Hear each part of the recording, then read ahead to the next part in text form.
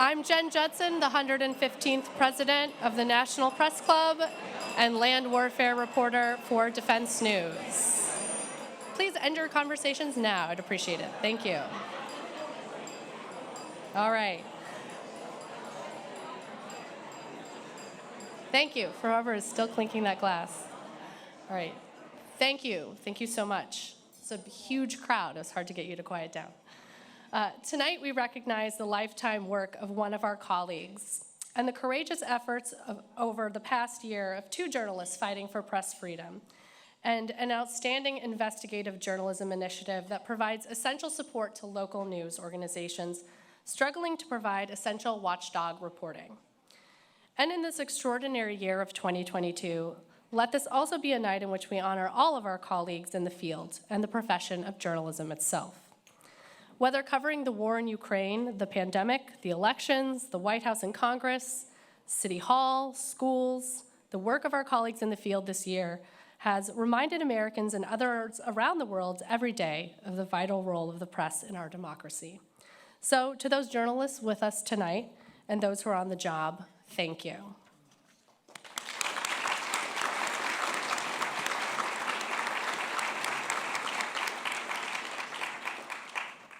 We're honored tonight to be joined by our Fourth Estate honoree, Clarissa Ward, and her CNN family.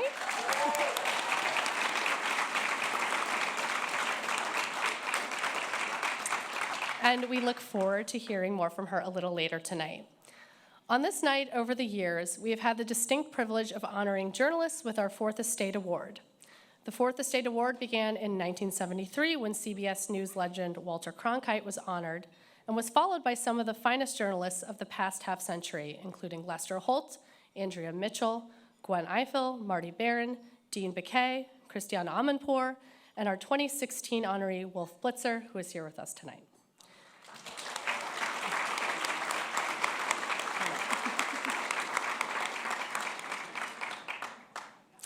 We're joined this evening by members of the National Press Club Board of Governors, the Board of Directors of the National Press Club's Journalism Institute, the Fourth Estate Award Selection Committee, and our fundraising committee led by Danielle Coffey. We thank them all for their stellar service.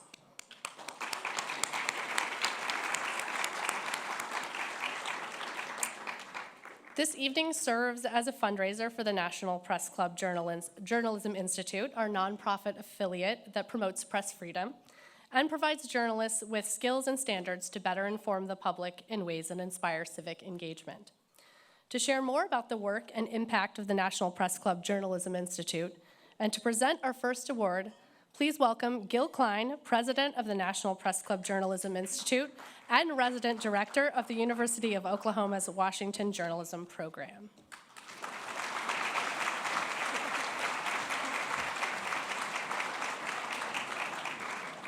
Thank you so much, Jen.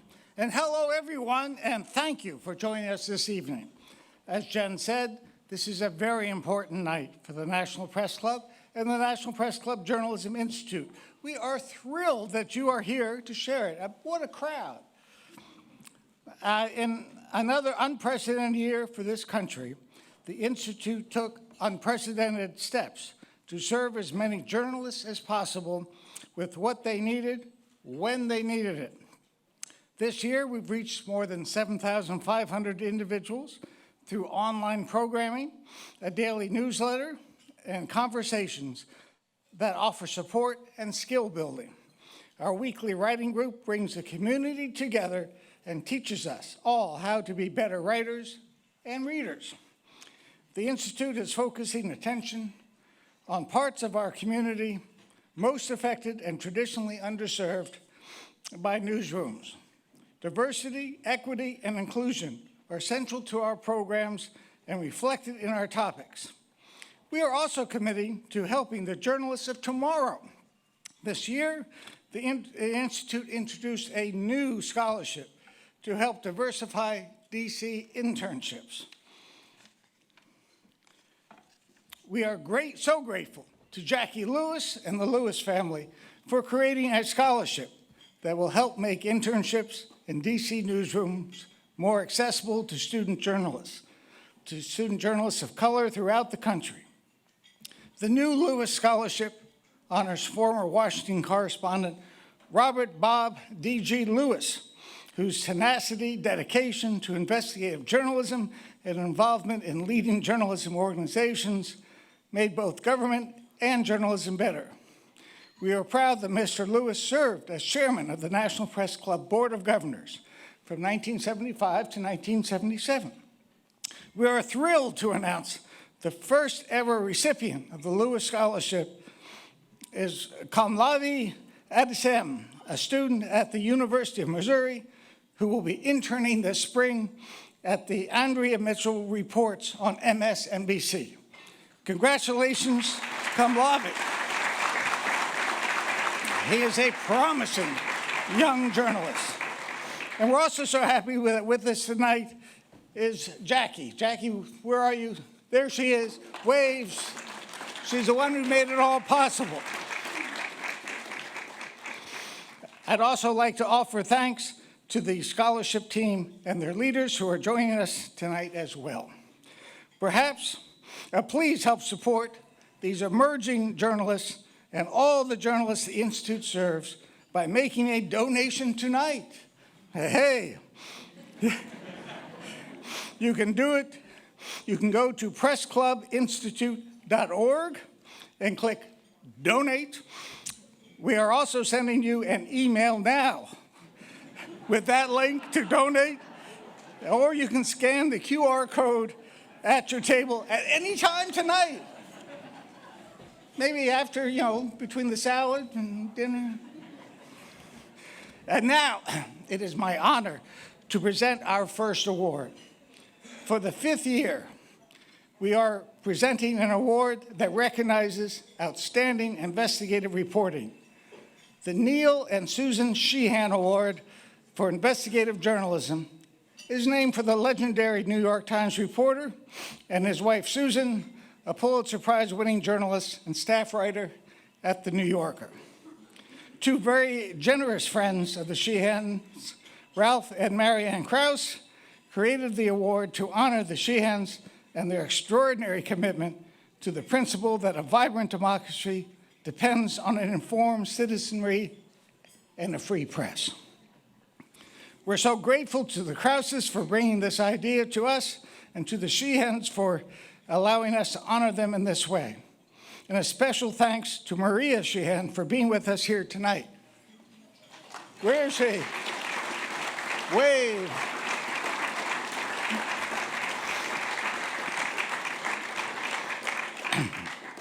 And now this year's honoree, Frontline, and its local journalism initiative. Now, Frontline, as you all know, has been recognized with journalism's highest honors for its exceptional news and documentary programs.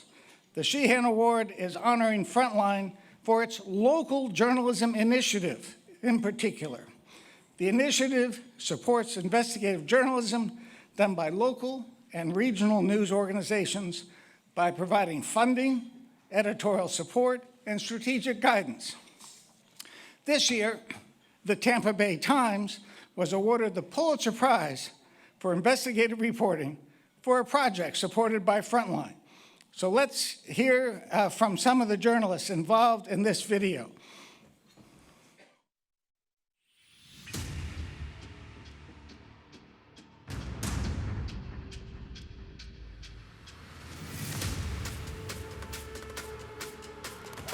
Shots fired, suspect down. When you start gathering data, the patterns start to become clear. It's a problem throughout our whole state. Do not hesitate. Reporters from Frontline's local journalism partner, the Star Tribune, have been covering this story since day one. There'd been a long history of heavy-handed policing and police violence. It's February 2022, about a year since the big blackout in Texas. Is the electric grid gonna hold up this time? We, or the journalists, were some of the first people to tell them about their lab reports and what they specifically meant. Poison, the new investigative series from the Tampa Bay Times in collaboration with Frontline's local journalism initiative. It is such a humbling moment to know that elevating what people are experiencing can produce tremendous change.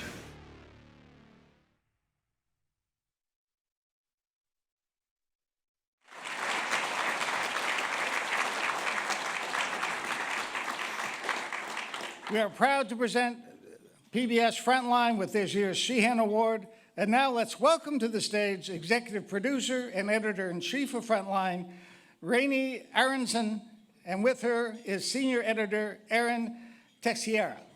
Come on up.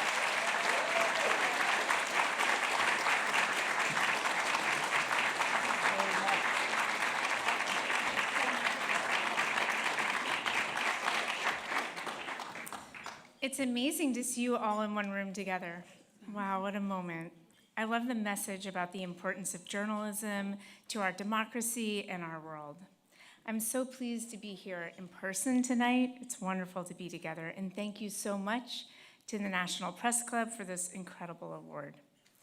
It's particularly meaningful, and it's wonderful to meet you as well, that this is the Neil and Susan Sheehan Award, knowing that they were so committed to the idea that the freedom of the press is paramount to the health and spirit of our democracy.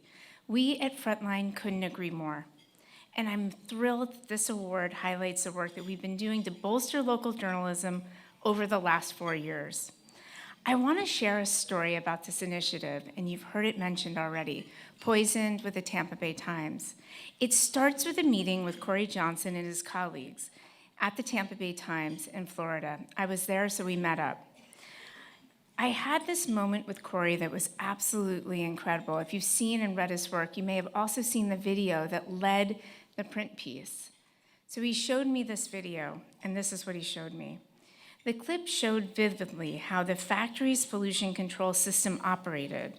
Specially designed vents were supposed to suck toxic dust out of the air and protect the workers from harm. Instead, thick clouds of poisonous lead hovered, covered, and ultimately poisoned employees by the hundreds. Coming out of that meeting, we knew that that story and this team of reporters were people that we had to support. So how did it work? Corey and that team of reporters and their editor, who's incredible too, Mark Hatches, led the journalistic charge. But we provided editorial and financial support to give them the time to do the deep investigative work that we all read with such admiration. The support that newsrooms like the Texas Tribune, the Tampa Bay Times, and others need right now, that support is urgent. And this is what actually ultimately fueled my desire in the first place 4 years ago to create this initiative.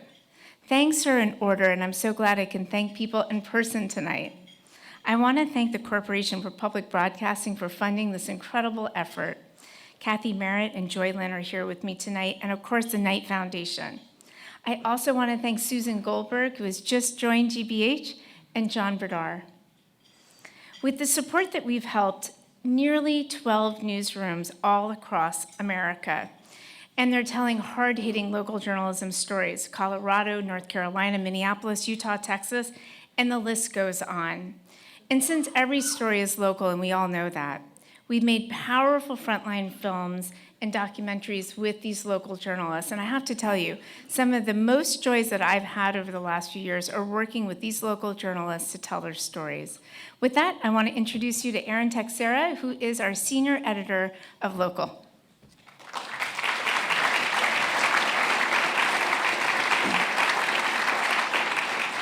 Thank you, Rainey. It's wonderful to have joined you all here tonight, and it's great to be at Frontline. So you've already heard a bit about us. I wanted to take a minute to detail what this work is looking like day to day, week to week. What are we investigating now? We are in local newsrooms all over the country. So in one southern state, people with bipolar disorder or schizophrenia who get arrested often get much worse behind bars. Many become too sick to stand trial. They wait in jail with very little mental health treatment for months and even years, again, without trial. How many are waiting? How long are they waiting? No one knows because the state doesn't track the numbers. Frontline is funding a team of reporters to talk to inmates and their families, to dig through local jails and courthouses around the state and create a new database, the first of its kind, to shed light on this problem. 1,000 miles away in another newsroom, undocumented teenagers were enrolling in the local high school, but they couldn't stay awake in their classes, and they reeked of fish. Turns out they were working dangerous jobs in local factories, and they were working at night. A team of local reporters funded by Frontline have gained the trust of dozens of these kids to tell their stories and shed light on this local issue, one that has such profound national implications. It's an honor for me, truly an honor for me to do this work and to receive this incredible recognition from the National Press Club. Thank you for having me. We could not be more grateful to all of you. Thank you.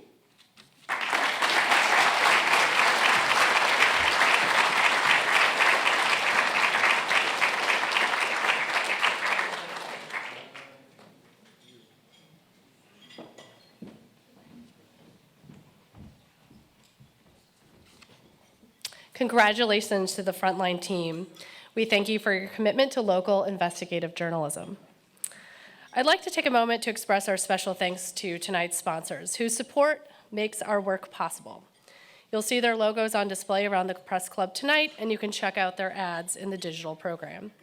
They are our platinum sponsor, CNN Discovery, our gold sponsors, Al Jazeera, Bloomberg, and Spectrum News, our silver sponsor, Northrop Grumman, our bronze sponsors, American Press Institute, Bell, Bloomberg Government, Toyota, UPS, and the Washington Post, and our patron sponsors, Axios, Ballard Spahr, LLP, Kraft Media, the E.W. Scripps School of Journalism at Ohio University, the Gaylord College of Journalism and Mass Communication at the University of Oklahoma, Global Situation Room, GM Defense, L3 Harris Technologies, SKDK, and Syngenta. What we do would not be possible without the generosity of people who give their time to teach and learn with us, so we thank them. Now please enjoy this delicious dinner. Interim Executive Chef Mauricio Aguilera and our fantastic catering team has prepared for you this evening. And remember, if you'd like to make a donation, you can go to pressclubinstitute.org and click Donate. We'll be back after dinner. Thank you so much.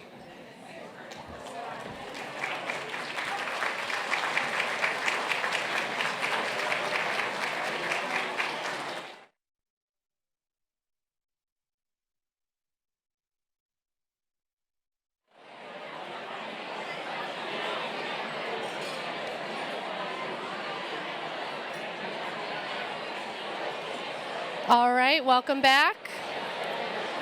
You'll be getting dessert soon, so feel free to continue to eat your dessert, but we're gonna have to get started. So if you could please wrap up your conversations.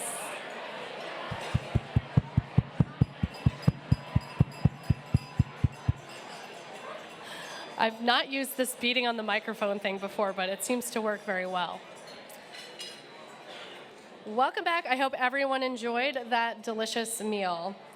The Press Club and the Journalism Institute work year-round to advance press freedom. We join Friends of Court Briefs to protect journalists' legal rights. We partner with press freedom colleagues around the world to advocate for journalist safety and freedom. We work continuously to protect Mexican journalist Emilio Gutierrez Soto and to free American journalist Austin Tice, both previous Aubuchon Award honorees. Emilio faces deportation for legally seeking asylum in the U.S. Austin was kidnapped while reporting in Syria back in 2012. He freelanced for a variety of news organizations, including the Washington Post and McClatchy. A veteran U.S. Marine Corps officer and law school student at Georgetown University, he has now been unjustly held captive for more than 10 years. The National Press Club works with Austin's parents, Deborah and Mark Tice, to keep him in the spotlight and to do everything within our power to bring him home safely and soon. Tonight, we salute Austin and his family, who I know are watching from Houston, and we hope that next year he will join us personally at this event.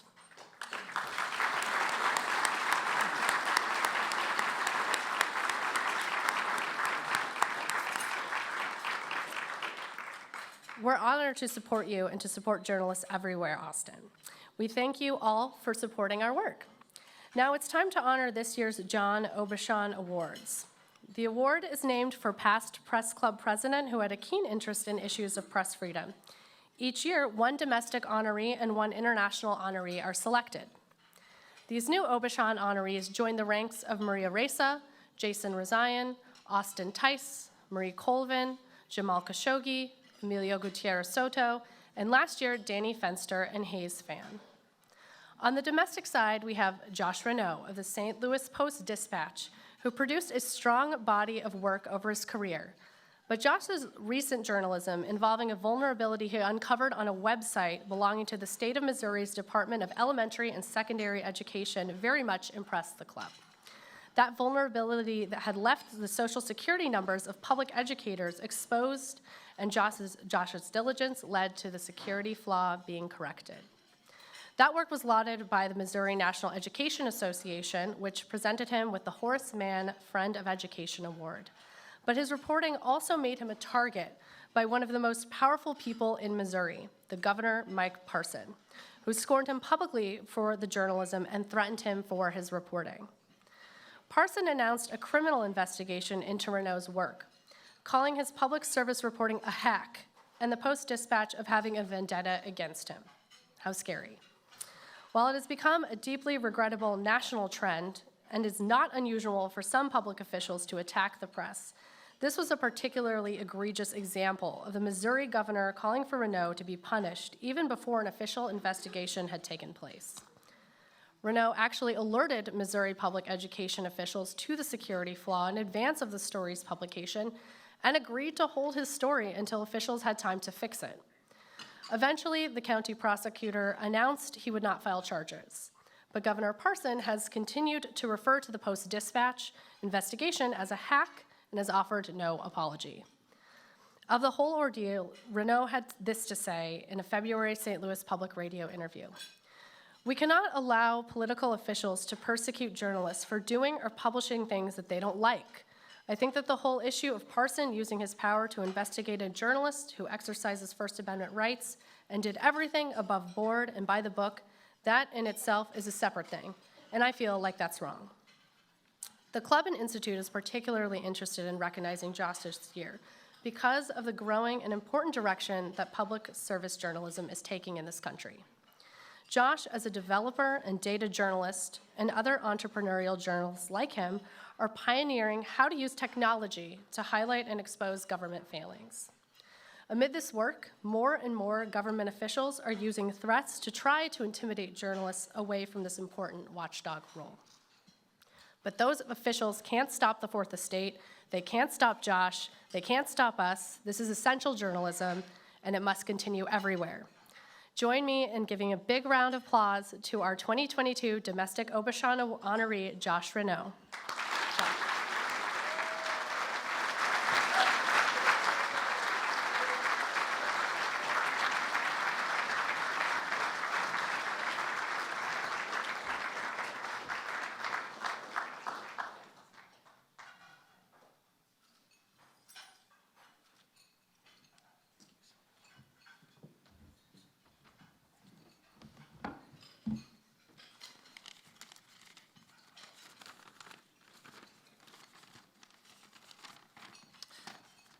Thank you so much to the National Press Club for this honor, and thank you so much for spotlighting my work and the governor's reaction to it. Being here tonight and hearing the stories of the past and Rana's story, this was a difficult experience for my family, but I know that so many previous recipients of this award and other journalists have suffered far worse than I did. At least my story had somewhat of a happy ending. Some journalists have even given their lives. And so it's humbling and sobering for me to be here before you tonight. I'd like to offer some thanks and share a few reflections. I especially want to thank the former Post-Dispatch editors Gilbert Bailone and Marcia Koenig, as well as publisher Ian Caso, who stood behind me and my work through this difficult time. And I am so thankful for my colleagues at the Post-Dispatch and at other news outlets across the state and across the country for their friendship and their unwavering support. And when they saw how much smoke the governor of Missouri was making, they went looking for the fire, because that's what journalists do.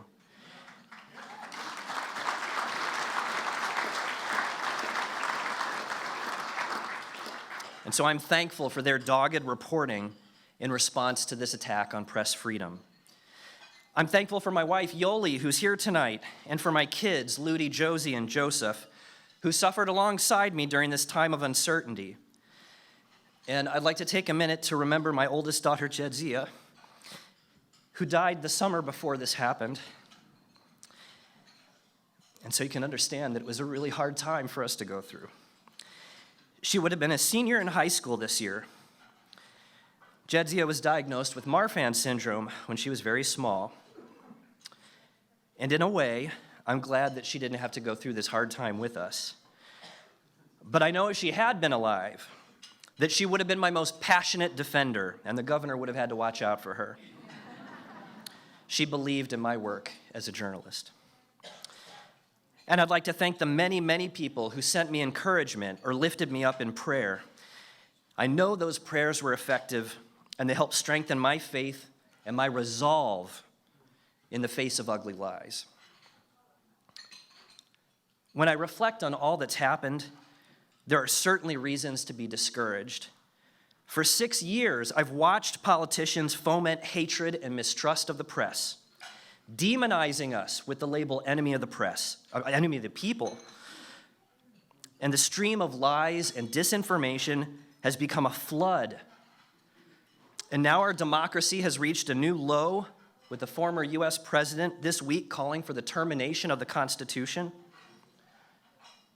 This torrent of undemocratic words and deeds has swept others along with it, emboldening them to persecute the press in unprecedented ways.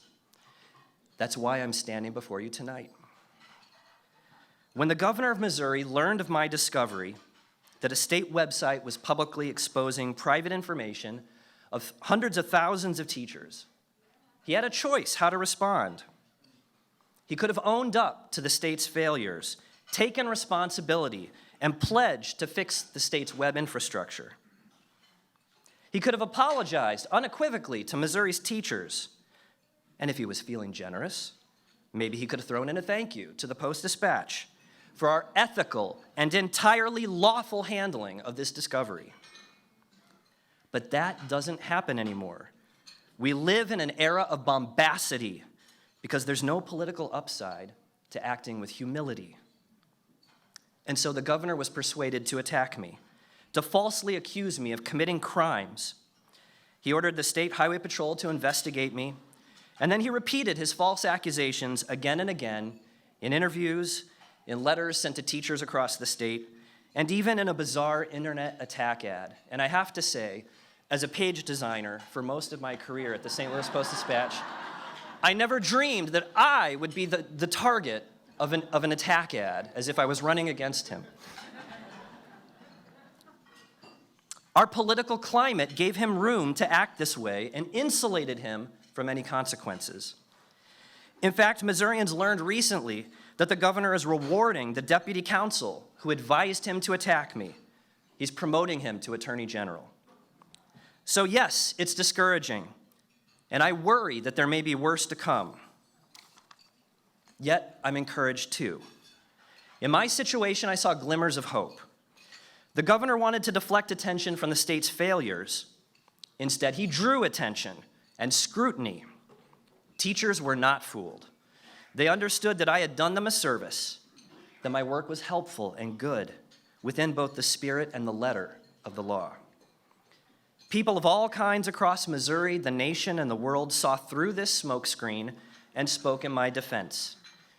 Even some Republican state legislators in a state where the legislature is controlled by Republicans gently chastised the governor publicly. And that tells me that truth isn't dead. People can still recognize the truth among a torrent of lies. Our work, the important work of journalism, still matters. 6 years ago, I never would have dreamed I would one day get caught up in all this. At that time, most of my shifts were spent toiling behind the scenes with the night desk, designing the front page of the Post-Dispatch. It was highly visible work, seen by thousands of people each day, and yet it was anonymous. Designers don't get bylines. At that time, like many of you, I recognized dangerous trends in the presidential campaign. And I wanted my friends and family at that moment to understand the importance of a free press. And I wanted to remind them that they had at least one journalist in their lives, me. And so I wrote an essay. That's what you do on Facebook, right? What can men do against such reckless hate? I asked, borrowing a question from The Lord of the Rings. My answer? Pray, show love, open your ears to hear other people. We don't do that in our country. That's the way I've tried to live, and I believe that living that way helped me come through this experience unscathed. So again, thank you so much for this award, and thank you for supporting journalists like me, and for promoting the freedom of the press.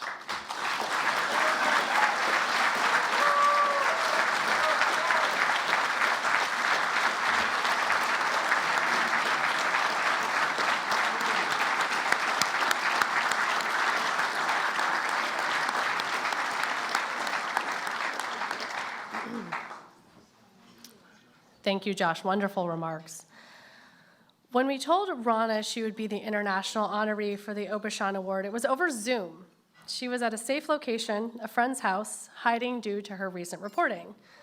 At that time, her bank accounts had also been frozen by the government on dubious charges, making the immense amount of Twitter trolls attacking her on the social media platform the least of her problems. But Rana, a contributor to Washington Post Opinions, was still upbeat and determined to continue doing the journalism that the world needs. Rana's courage and skill in investigative work has been evident through her distinguished career, and her criticism of the government has met with an unwelcome assault on her rights and freedom of expression. And this year, the trend of arrests and detentions of journalists in India appears to be accelerating. At the center of the storm stands Rana, and the National Press Club stands with her. Rana is the first Indian journalist to receive the Aubuchon Award. By selecting Rana, the club is committing to monitor and support her case and do what we can to assure her freedom, including her freedom to publish. Earlier this year, Twitter informed Rana it was complying with a demand from the Indian government to censor inside India one of her tweets related to threats against a mosque.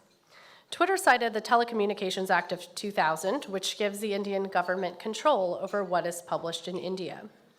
This version of prior restraint is unworthy of a nation with India's democratic traditions.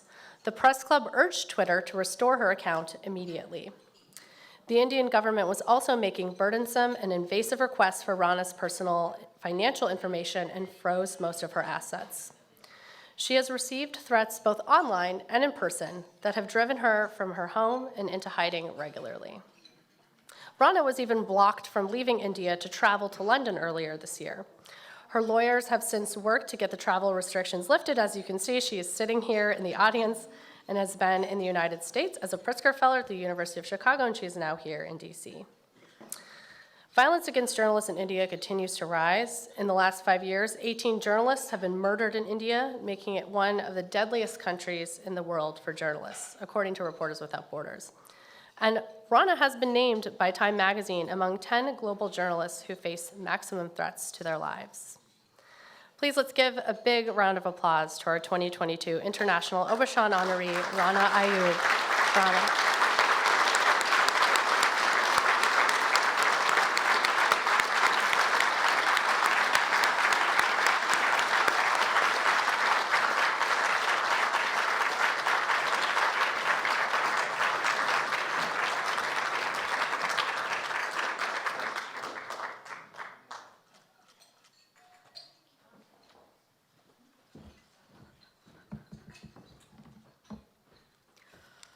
Good evening, everybody.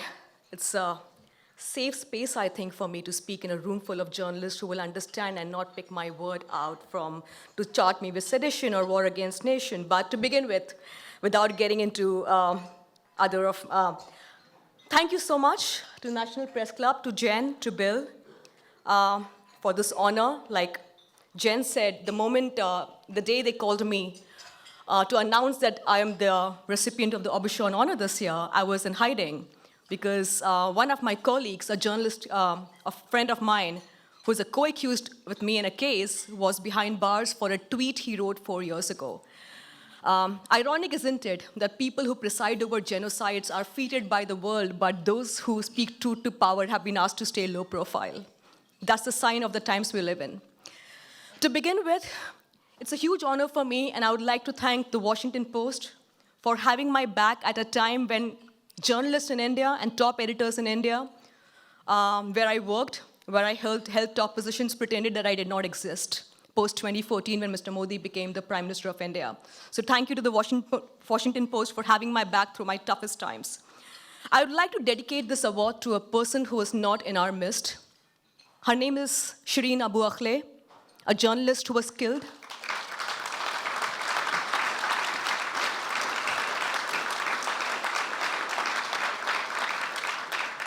Sheehan didn't have to die. She didn't have to be murdered. She should have been right here with us. In her life and her death, Sheehan exposed the hypocrisy and dual standards of the world on human rights. And that's the truth we all need to accept and understand, and more than ever before right now. And every time I'm in the US, people talk about India. When I tell them I'm from India, they say, oh, you're from the land of Ayurveda, meditation, yoga. Yes, it's true. Snake charmers, yes. I also belong to a country of 1.3 billion people, the world's largest democracy, with 220 million Muslim population who are now at the cusp of a genocide, right? I meet officials here in State Department and top officials, high-ranking officials in the US, and they say, Rana, what's happening? And I tell them, you know what's happening better than I do, right? And then I'm told, we know what's happening in India, but, bilateral relationship vis-a-vis China and Russia, human rights be damned, right? Journalists be damned. And so ironic, 2 weeks ago, the US State Department was questioned about the immunity being given to MBS when he was traveling, and they cited the example of Narendra Modi, that even he was given similar immunity. So they did my job in a way. By comparing MBS with Narendra Modi, that's exactly what I've been doing. Right? Trying to tell the world that the man who you put on the cover of The Economist and Time is a man who has blood on his hands. He has. In 2002, 1,000 Muslims were massacred in a span of 2 days when Mr. Modi was the Chief Minister of Gujarat. And we never even thought it as a joke that this man will become the Prime Minister. So much so the United States would not allow him entry into the US. And now you look at him. He has just taken over the presidency of G20. For this very speech, my country will tell me that I'm unpatriotic. I believe that I love India more than I love any other country in the world. I love my country, which is why I'm here risking everything to speak, because this could potentially be my last trip out of India. On the 13th, in a week from now, I will know my fate. I know if a non-bailable warrant will be issued against me. I don't know if I'm going to be arrested on arrival. As soon as I got here, a charge sheet was filed against me, which means I cannot leave India after this. I'm going to use this opportunity to tell you the story of India in a gist. It's a big story. In a gist. So when I leave, I know that some of you will speak about this story that the world needs to hear urgently. It's a story not just about the persecution of Muslim minorities. It's the story of India, the world's largest democracy, sliding into a state of fascism. India's Home Minister, Amit Shah, was a man, unfortunately and fortunately, I put behind bars in 2010 with my investigation when I published It's Called Records. I was about 25. And then I went undercover with 8 cameras on my body, posing as a Hindu nationalist girl for American Film Institute Conservatory. I went undercover and I met all the high-ranking officials in the Modi government, including Mr. Modi himself. And that investigation was killed.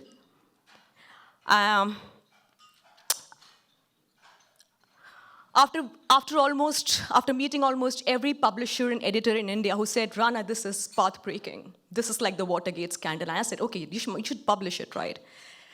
We could, but things are tough. And I understand that, right? We don't have an independent press in India anymore. The world's largest democracy, the Prime Minister of India, has not taken a single press conference in the last 8 years. The Home Minister of India, the most powerful man, recently said that the 2002 genocide of Muslims, Mr. Modi taught the anti-nationals a lesson. Shouldn't the world be outraged? What will it take for the world to be outraged is what I keep wondering all the time when I come to the US, when I travel the world. What will it take for the world to understand that we are looking at the world's largest democracy, the land of Gandhi, right? But at this point of time, his assassin is being worshipped. Gandhi's assassin, people want to build a bust of him. We have a prime minister who routinely dog whistles against Muslims. You're all eating beef here, right? A beef steak? You could be killed for eating beef in India, especially if you're a Muslim.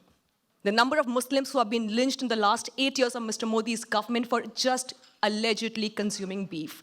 And that's just one of the things that has been thrown at India's Muslim minority. Why am I attacked so much? Because unfortunately and fortunately, I also happen to be a Muslim and a woman. How dare I speak? How dare I speak in a country which does not consider me an equal? How dare I speak in a country where I'm supposed to be a second-class citizen of the country? So I'm here in the United States receiving this award, trying to feel less alone at a time when I do feel very lonely. This year, when the government filed money laundering charges against me, the Indian media just had me as the story, when my entire life and my entire family was made a free-for-all.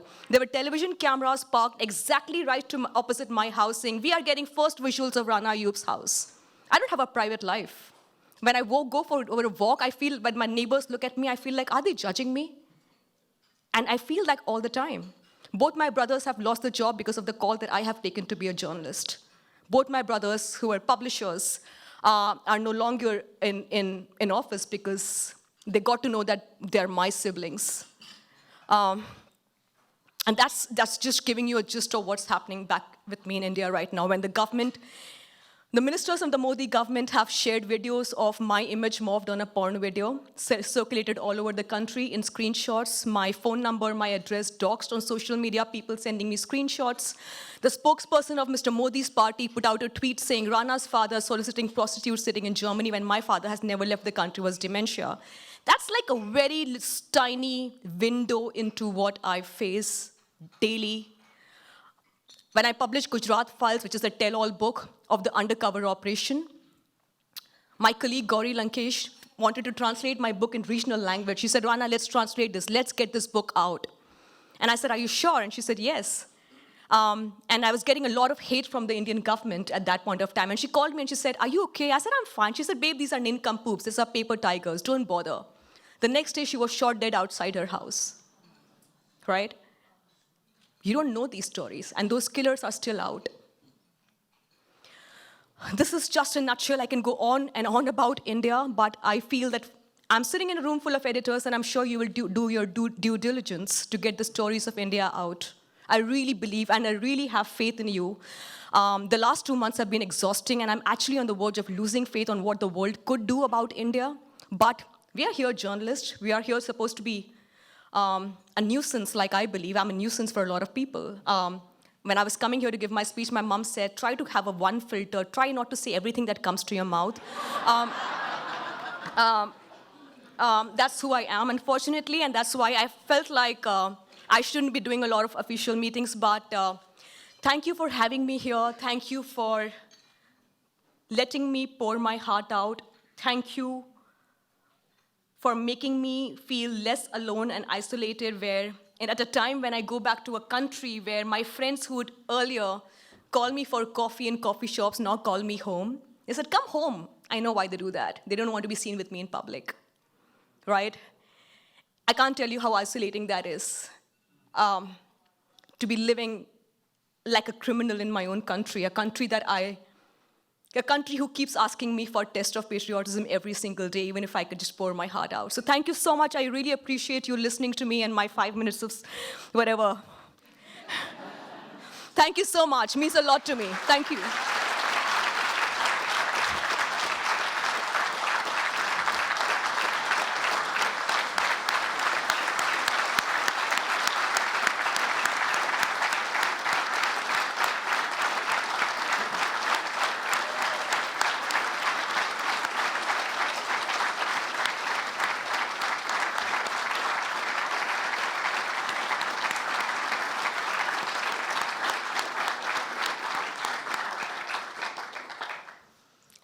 Rana, know that you have a voice here at the club whenever you want it. You have the podium, you have the microphone. We're here to help amplify your voice, and we're standing with you as long as you need us to.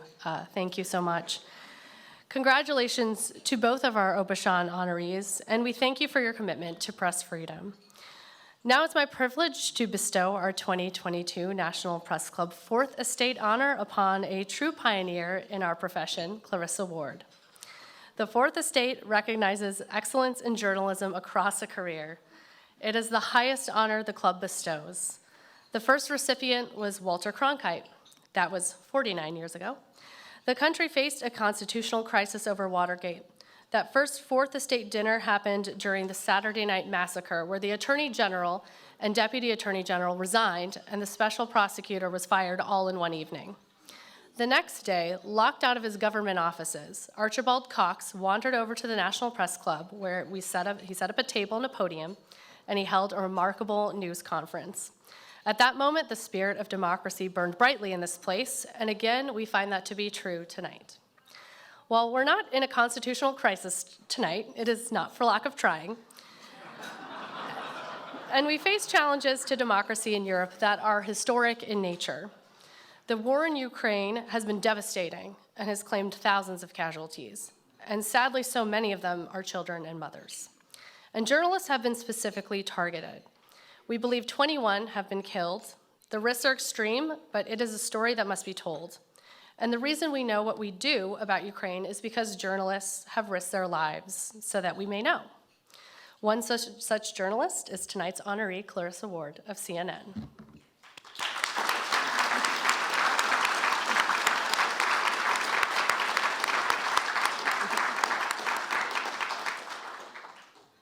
In April, when a Fox Network television's crew's vehicle was hit by incoming fire, journalists sprang into action, working the phones in multiple languages to try to locate their colleagues and get them to hospital.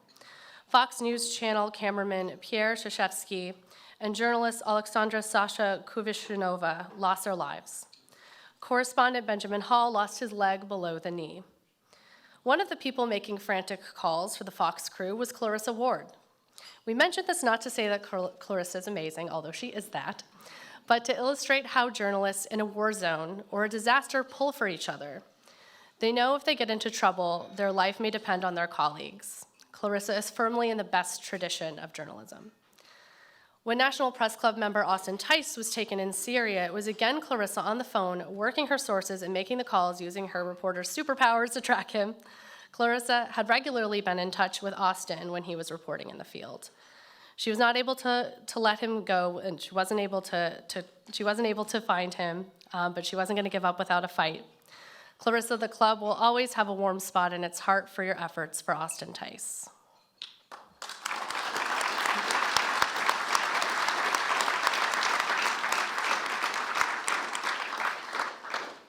These are the invisible things Clarissa does. But then there is a staggering amount of work that is on tape that we see on air. Most journalists would be content with an investigation into finding the culprit who poisoned Navalny. Not Clarissa. The video shows her, you'll see this in a minute, shows her knocking on the guy's door, confronting him in Russian, and questioning what he had done. And as you'll see in the prepared piece by CNN in just a moment, he eventually appears and is captured on camera, which has all the producers over here at CNN smiling. That is what you want to see. You can find Clarissa with her helmet in war zones on the frantic streets of Kabul during the emotional and gut-wrenching U.S. withdrawal from Afghanistan, or jostling with a water buffalo on a narrow strip of road in flood-ravaged Pakistan. She is everywhere and never shying away from the most difficult stories to tell. Those of children dying or being killed, those of people and families devastated as they navigate hell on earth. She truly shines the light on the darkest and sometimes most forgotten places in the world, and marches right into hot spots. What I admire so much as well about Clarissa is the time she spends in London with her husband and children. It is next to impossible to do what she does professionally, a miracle really, but important, enduring legacy is to show that she can do it and be a mom to her kids. I can't say I know what it means to all women in the profession, but I can say what it means to me as a mother of 2 young boys that are the exact same age as Clarissa's to see her in the field. You can be an amazing journalist and an amazing mom, and the pull toward both are strong. Clarissa is an inspiring, heroic example, and not only for her journalism. Now let us take a deeper look at her career.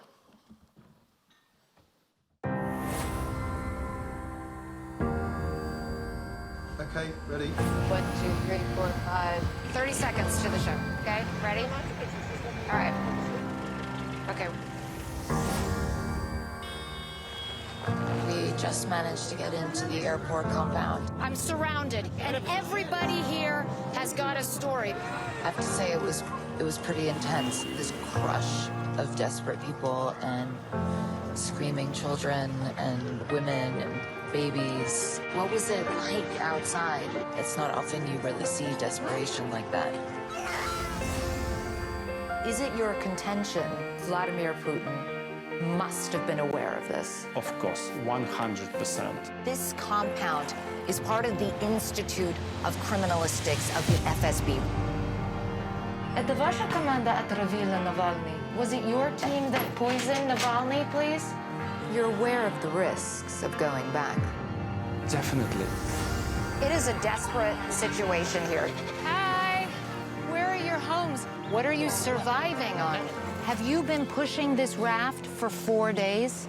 There's just a steady flow of people coming here. You can see they're crammed into buses, they're on rickshaws. This area has been completely devastated. We're the only major network in northern Syria. She's saying there were many explosions. It was coming from shelling, artillery. Look at the sky, it's thick with black smoke. CNN senior international correspondent. Ambassador Power, the UN Security Council, Dr. Attar, Dr. Sahlul, it's an honor to be here. It's a crucial time for people of the world to address the plight of civilians in Aleppo, and I mean civilians on both sides of this conflict. The humanitarian crisis that is growing by the day. What goes through your mind when you see a child die because you don't have the right equipment? No international journalist has been allowed into the country until now. CNN's Clarissa Ward is live for us. 6 trucks full of soldiers accompanying our every move. Can you please explain why you would be arresting people for talking to us? What possible crime did these people commit? Across Africa, Russia is now making a major play for influence. Some say dominance. Much of the Central African Republic is under the control of warring militias. Once you get outside the capital, this is still a very dangerous and chaotic country. More than 70 years after the Holocaust, Germany is still haunted by its past. And yet, remarkably, anti-Semitism is once again a growing problem here. When you talk about the elites and you talk about finance, is that another way of saying Jewish people? Yes. Yes. Yes. It is. These people have been under bombardment for 7 straight days. Вот там. Можно Вот ничего страшного. People are obviously incredibly affected by the situation. You have to be present. That's the hardest part of the job. This is a sight I honestly thought I would never see.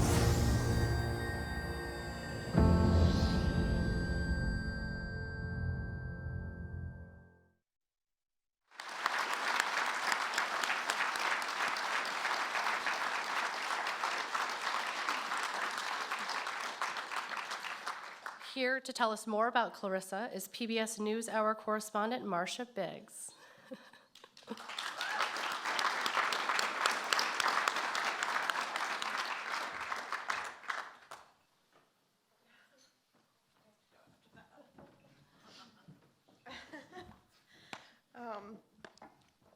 Forgive me, it's really touching to see that because she's one of us. And we were once on the phone at the other end whenever you were in the middle of all of that. And we're proud of you. Anyway, I remember that Security Council, when you testified in front of the Security Council, and you came to stay with me before, and you didn't even mention that you were doing it.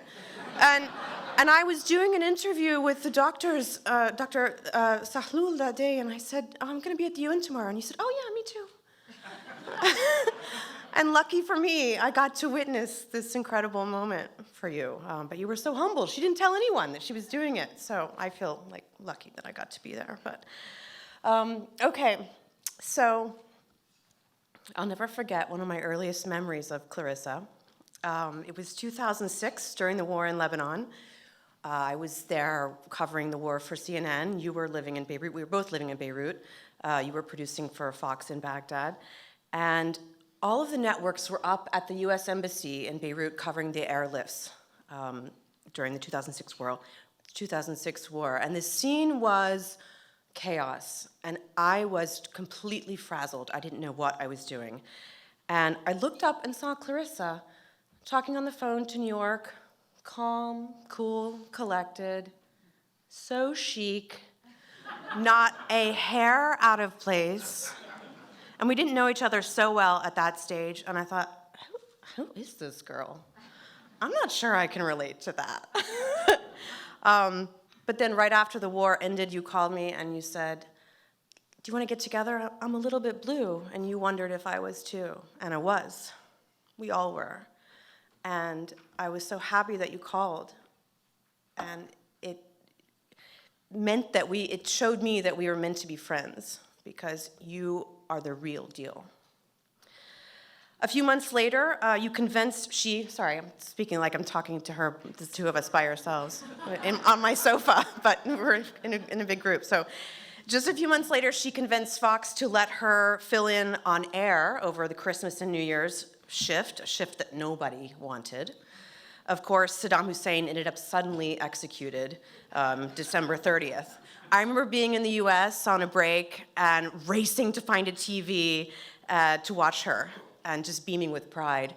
Her foreign editor at the time said that she was like a machine that 48 hours. One of her first days on air and not even the slightest stumble. Well, no, it was pretty impressive. You take that, just take that.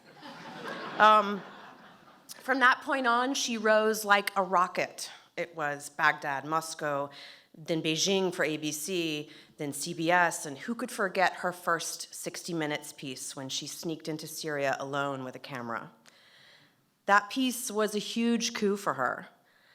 She called me right after it aired and kind of shyly asked me if I had liked it. Of course, it was amazing. I didn't realize you were waiting to hear from me. I figured she'd be too busy with colleagues, and I didn't want to bother her. And a lot of other friends made the same mistake. We quickly learned that it was her friends and her family that were the important thing, not the limelight. Limelight was not even a thought. Since then, everyone has seen her develop this incredible body of work, most of us with our jaws on the floor. But perhaps not everyone knows the private side of Clarissa. She's an incredible friend. And like wicked funny. Like make your sides hurt, you laugh so hard, funny.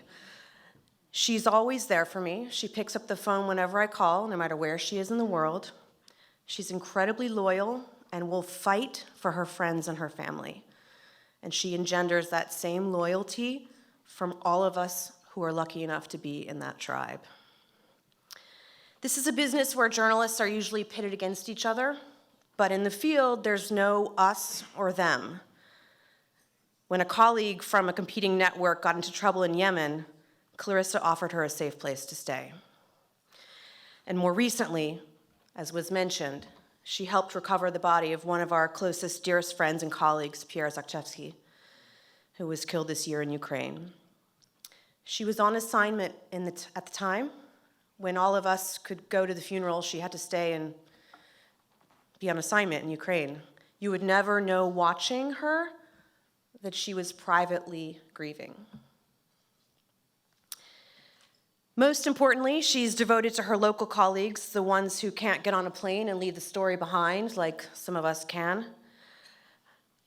You have no idea how many times she has quietly moved heaven and earth to try to help some of them, whether it's helping them get out of jail, helping evacuate family members, or even a college education. This girl's got some heart.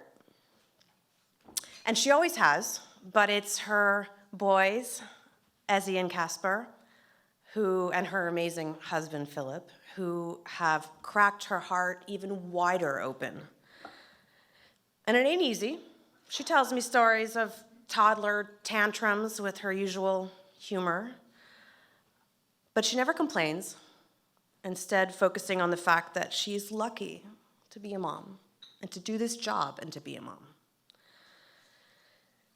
Clarissa, it boggles the mind that you are able to do all of this, shine a light on all of these incredible stories, and still have all of this light for us.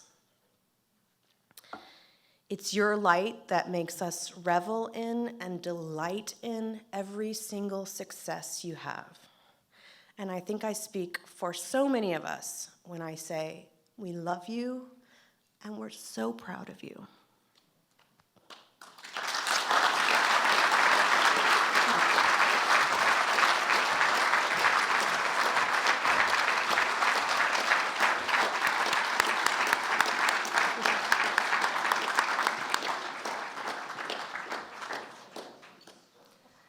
Thank you, Marcia. Now join me in welcoming Chairman and CEO of CNN, Chris Licht.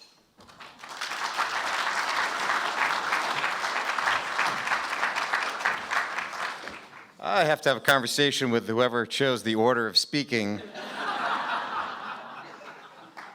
You know, it'd be great. Let's bring the room down with the corporate guy after the best friend.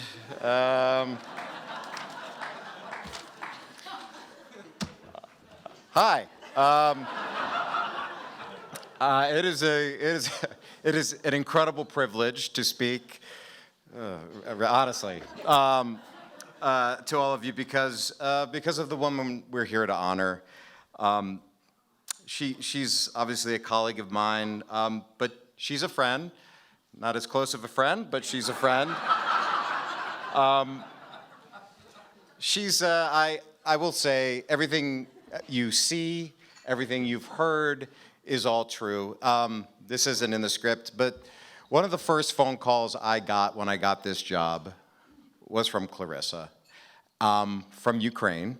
I didn't know it when that's where the phone call came from, but she was so excited that I got the job and proceeded to kind of go through a laundry list of things that I'm going to need to know. You didn't even scratch the surface, Clarissa, but thank you. And I said, oh, this is fantastic. I can't wait to get together. You know, where are you? Oh, it's literally, it was like 2 a.m. in Ukraine. And that's as you have seen tonight, just a small part of who Clarissa is, because she's nothing short of a hero.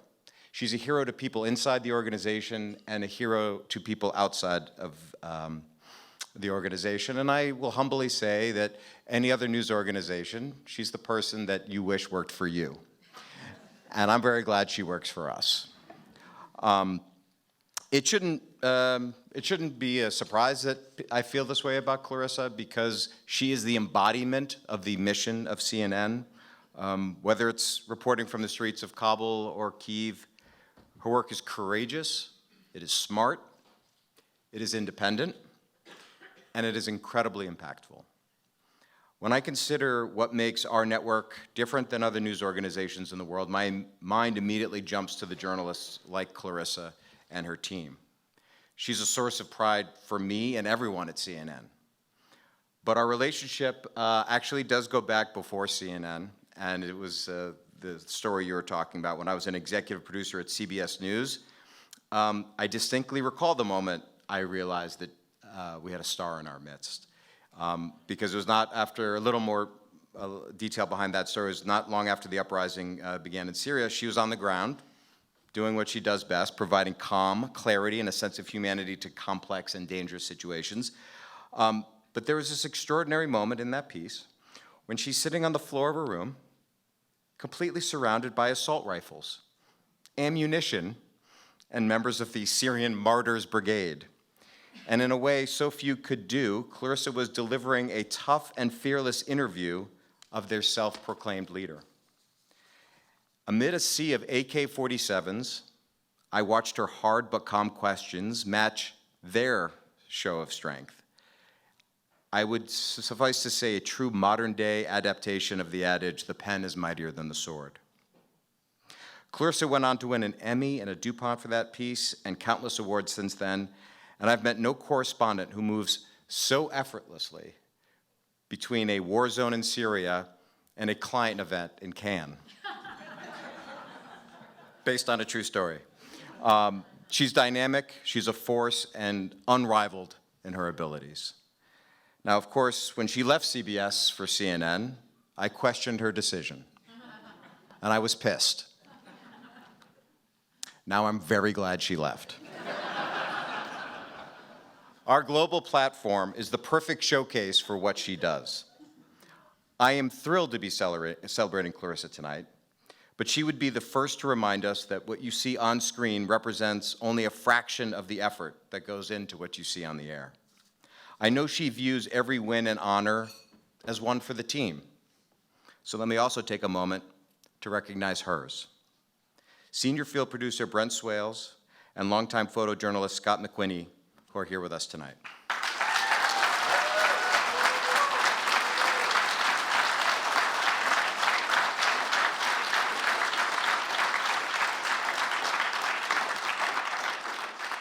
Who are here with us tonight because I let them violate the travel policy. I first met Brent and Scott shortly after their return from that story in Pakistan covering the flooding in a remote province.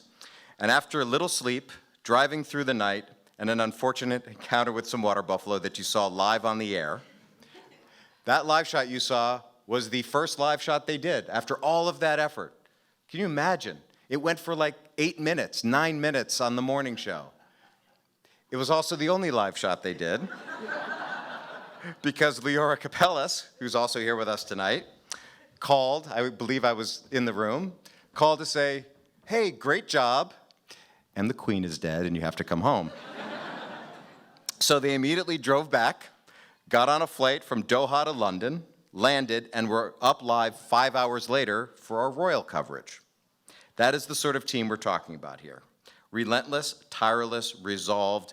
You three are amongst the best in the business. Now, to all of you, Clarissa, Brent, and Scotty, congratulations on such a prestigious recognition. But I am allowed to break some news tonight. I have absolutely gotten clearance that Clarissa is adding to her family and is going to be expecting another son.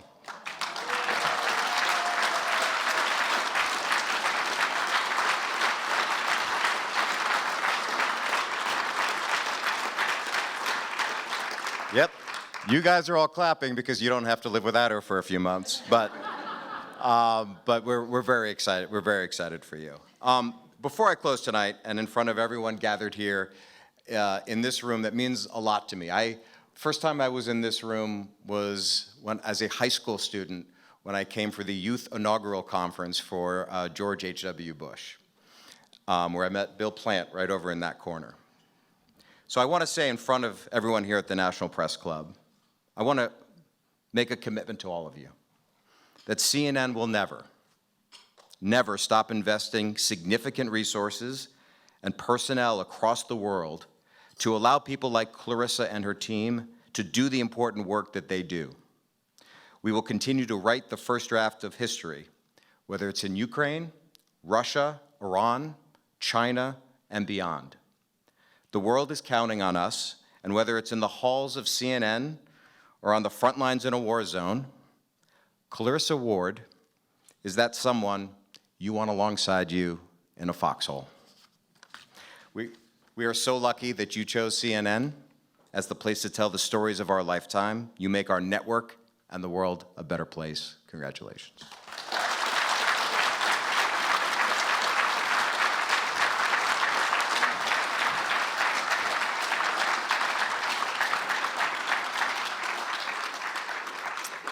Thank you, Chris. Clarissa, tonight we are honored to present you with the 2022 Fourth Estate Award. You are in good company, as this honor has been received by Christiane Amanpour, Andrea Mitchell, Wolf Blitzer, Peter Arnett, and Bob Woodward, to name a few. And now you join them for all time. Ladies and gentlemen, please welcome our 2022 honoree, Clarissa Ward of CNN.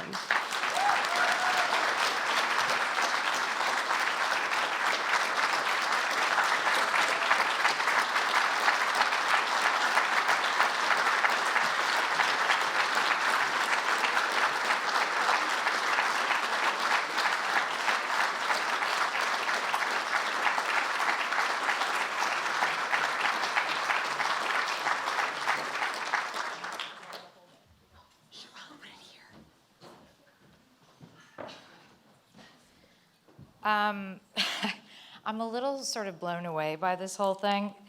I sort of knew it was a big deal, but it's definitely a bigger deal than I had thought. And I'm obviously used to being the center of attention, but this is kind of next level, because usually when I'm the center of attention, I don't know it, because I'm out in the middle of nowhere and I'm just looking into Scotty's camera. And it's another thing when you have hundreds of people who you respect and admire in a room talking about how fabulous you are. So it's a lot, but thank you, Marcia, and thank you, Chris, and thank you, whoever made that beautiful video. And I am going to, first of all, thank the National Press Club. This is a tremendous honor. And when I first found out about it, I was kind of thrown. Firstly, because it is such an honor, but secondly, because when I was looking through all the people who had won it, I was like, does this mean that I'm old? I was like, and then once I got my head around that, no offense, Wolf, I mean, I was like, I love being old. This is fabulous. Let's embrace it. So no, I joke, but this really is a massive honor. It's incredibly humbling.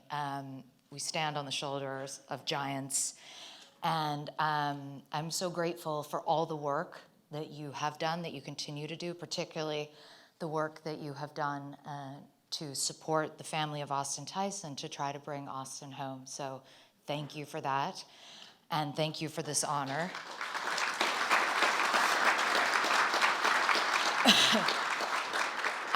And I do want to do just like a bunch of thank yous, which I know is probably boring for some people in the room, but normally when you win awards, they're like, okay, you have 30 seconds for your speech, and you get up there and you know that people are like, please stop talking. But tonight's my night, so I'm just gonna thank a bunch of people. So, I mean, a lot of them are here, and it sort of covers this range of my career, from my friends Courtney and Marcia, who were there in 2005 when I first started doing field work, to my agents, Steve Hurst and Carol Perry, who, when I was 26 and a freelancer for Fox News in Baghdad, made the kind of courageous decision that they were going to sign me, even though I had a sort of weird transatlantic accent and weird kind of non-TV hair. And I guess you could argue that really not that much has changed, but it was a significantly riskier investment at the time. So thank you for making it, and thank you for supporting me, and thank you for being here tonight. And then Amy and Dallas, who gave me my first real job, guys, my first big job as the Moscow correspondent for ABC News. And I remember this was this tremendous opportunity, but I was also feeling that it was really tough to get on TV, and Russia wasn't in the news all that much, and I was doing my Russian lessons and spending a lot of time trying to find stories. But at home, I would often feel very depressed that I was kind of far away from the biggest story, and I was like, I don't even know why I'm in Russia. It's never going to be a big story again. Turns out, it was a really good investment. And thank you for believing me and for kind of helping me grow as a journalist and for bringing me to CNN, ultimately, which has been just the opportunity of a lifetime.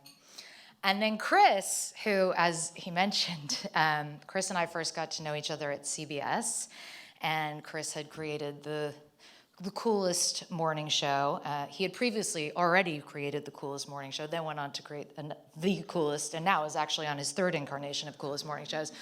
But I remember calling Chris once, and I'm sure you don't remember this, but I was in tears because I hadn't been deployed on some big story that I really wanted to be on. You'll see this is kind of a recurring theme. And I was like, oh, I just want to be there. How do I get there? And Chris, you said something to me that really stuck with me. You go, the thing about you, Clarissa, is I think what sort of distinguishes you or what makes you special is that you're often doing the stories that other people aren't doing. And that really stayed with me because, first of all, it made me realize that maybe that was something I actually did that I hadn't sort of taken into account consciously before. But also, I think it was the first time I felt really seen and appreciated and understood, not just in the way of like a platitude, but in a kind of sincere and thoughtful way. Of course, you were also just trying to get me off the phone,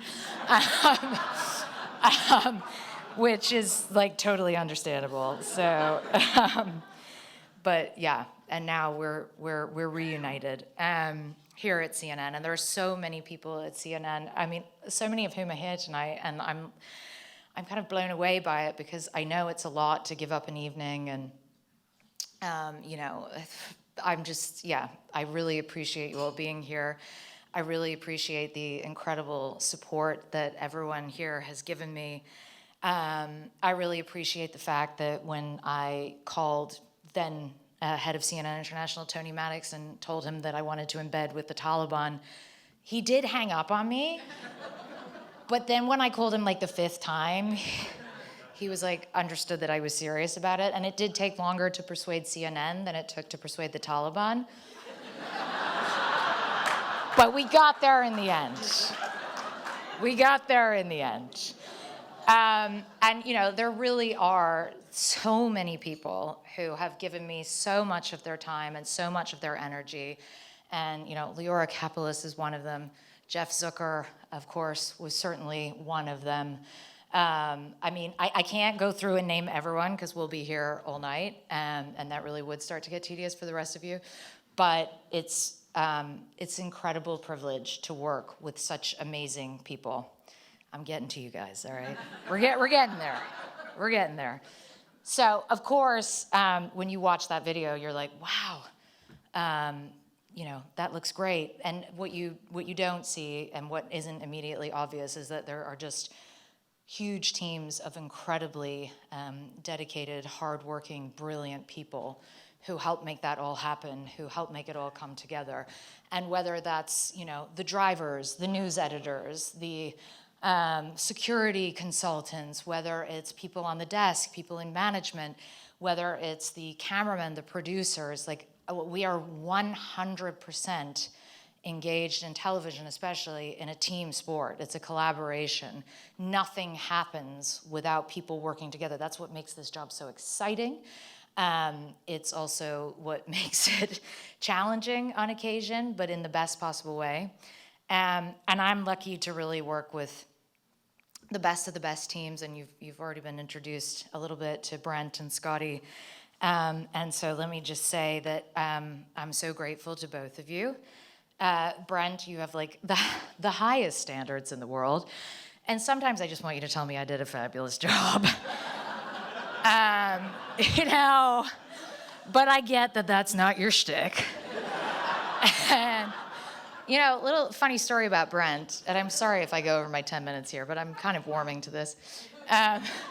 When Brent and I were in Afghanistan, you saw in the fall of Kabul, and it was incredibly intense, and no one had slept for 5 days, and we were working around the clock, and we didn't really know what was going to happen. If we were in danger, we were under a lot of pressure to evacuate, but we were trying to avoid that. And we were crashing a piece for that night, and I was writing the script, and Brent took a look at it and goes, "Your first line is pedestrian."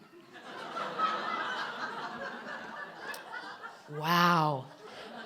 I did actually throw the laptop at him. He says it was at his head.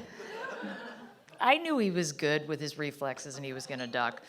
But seriously, I joke, and it wasn't that pedestrian, but it probably was a little pedestrian, and that's my point. My point is that you need people who are holding you accountable, who are pushing you to be better all the time. And that's what you do, Brent, and I'm so, so grateful for it.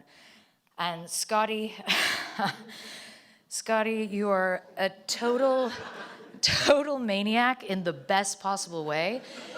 And you're a genius. And Scotty will do things, we'll go out, and I remember once we were in Syria and I was in a real strop for some reason or other because it hadn't happened the way I wanted it to happen. And sometimes that's the way the world is. But I was having a little hissy fit and sitting in the back of the car, and Scotty just got up with his camera and was like, beep, beep, beep, beep, beep, beep, you know, just going around, taking video, and then sort of came in the car, was like, do you want to bang out a quick stand-up here, just maybe? And I was like, oh, fine. And I did the stand-up, and I got back, and I started looking through the material, and Scotty had shot an entire piece. Without really knowing what the story was, but he knew what the story was because instinctively you have such a big heart and such humanity, and you're able to find these incredible moments wherever you go that tell the larger story. So I can afford to be a stroppy cow and sit in the car and then come back and write a beautiful piece because of what you've shot. So really, I thank you so much. And you know, every hour I spend trying to keep you out of trouble with HR is it's worth it. It's worth it. It's a good investment.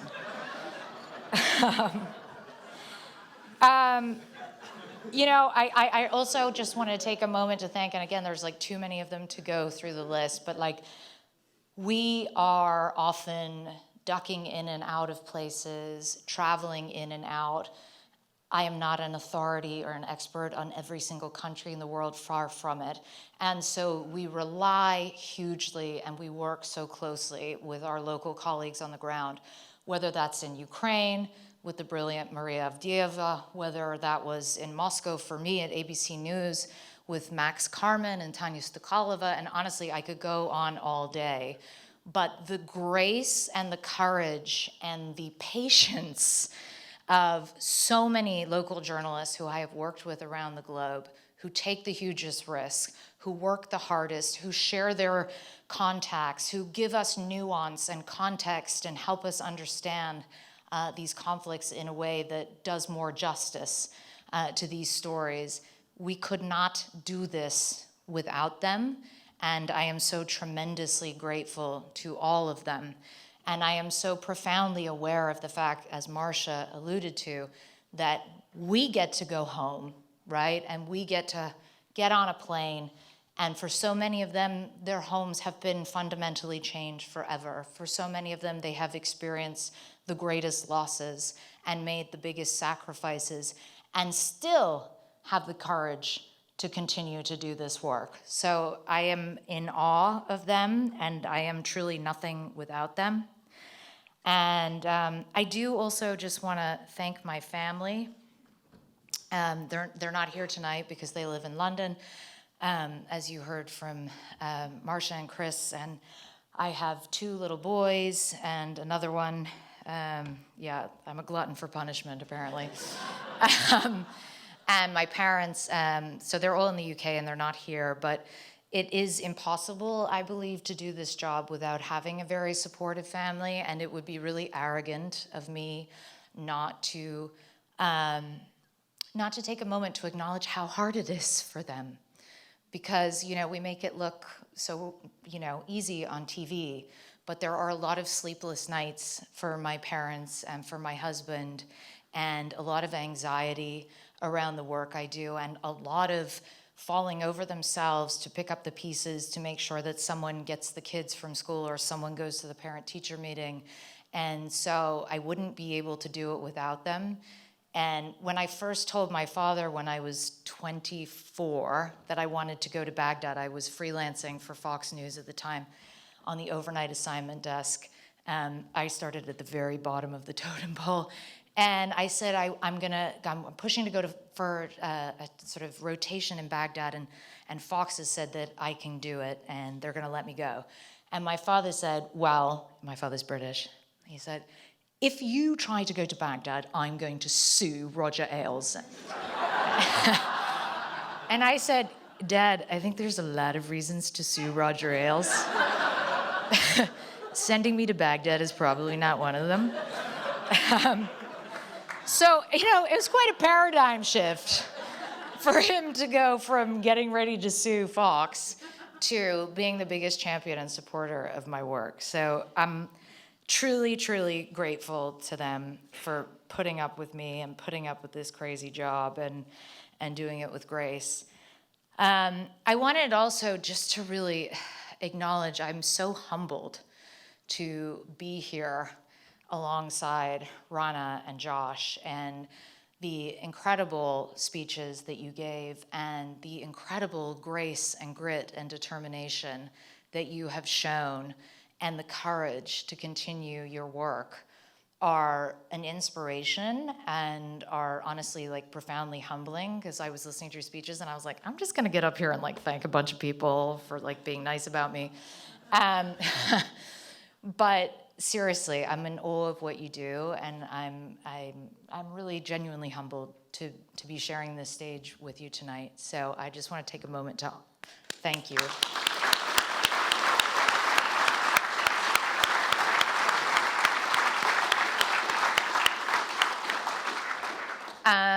And I guess when I was trying to think of like what else I wanted to say, actually, Josh, you really touched on some of it, because we do live in an era where the bombastic seem to carry the day, and where so much is about outrage and anger and entitlement and extreme views and aggression, and that makes our lives very difficult as journalists, because we feel we need to meet the moment and we need to defend our positions, which are undoubtedly under attack here and across the world. And at the same time, we understand that when we jump into the fray, we lose something too.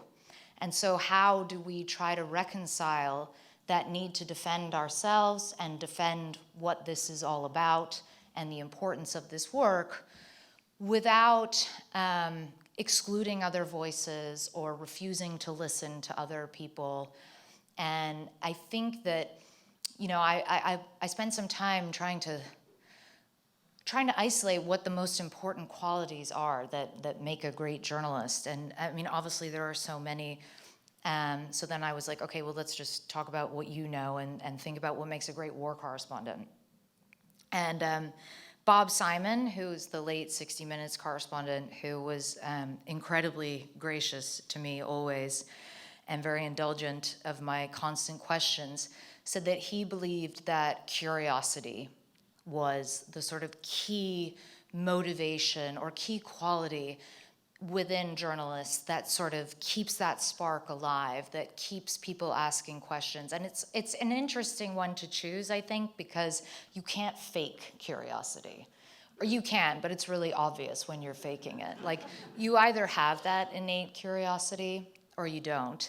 And I would say along with that curiosity, that also tenacity, determination, grit, resilience.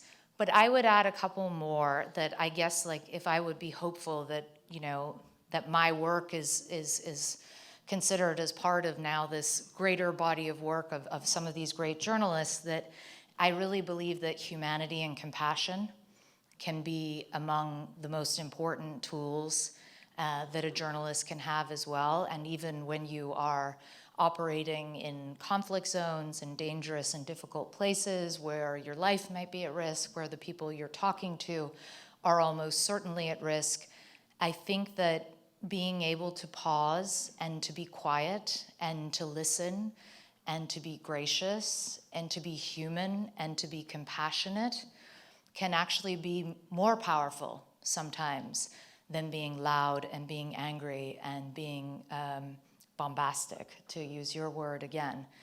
So I thank you all for this tremendous honor and for making my night and for making me feel so special.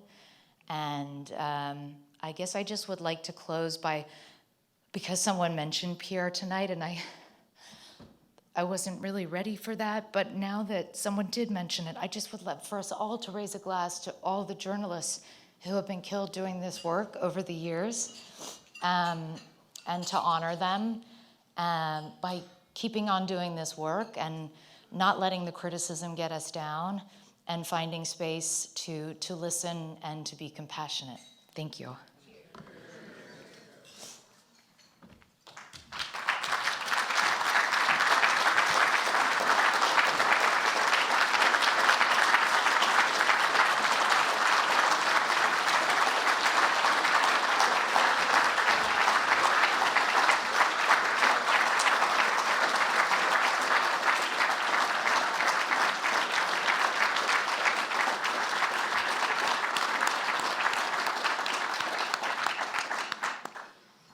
Thank you, Clarissa.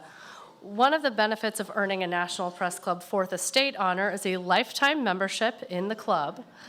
Clarissa, we welcome you and we congratulate you, and we thank you for your inspiring generations of journalists. And you're really not that old, because I'm just about the same age as you. Congratulations to all of tonight's awards recipients, and thanks to all who gave tonight.